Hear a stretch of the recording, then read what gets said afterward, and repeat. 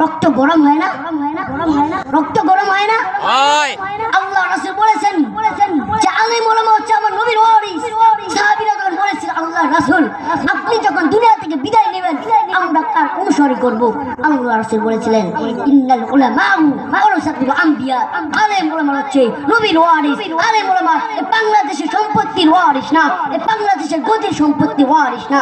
আলেম ওলামা হচ্ছে ইসলামের ওয়ারিস, কোরআনের ওয়ারিস, যে কোরআন দ্বারা মানুষকে হেদায়েত প্রদান করে, ঠিক কিনা? আর সেই ওয়ারিস কি, সে সম্মানিত ব্যক্তিদেরকে আপনারা অপমান করেন। এত বড় সাহস! দুনিয়ার বড়াই দেখান আপনি, দেখান দেখান দেখান দুনিয়ার বড়াই দেখান, তখন দুনিয়া ধ্বংস হবে। তখন আল্লাহ বলবে কিরে নেতা এবার কে আসে আমার সামনে মোকাবেলা করার জন্য? পারবেন? তখন যাই, তখন আলেম ওলামাদের ক্ষমতা থাকবে, আল্লাহ রাসূলদের ক্ষমতা থাকবে। তখন আসিস আমাদের সামনে। আর বল লম্বা করবো না, আমার জন্য দোয়া করবেন।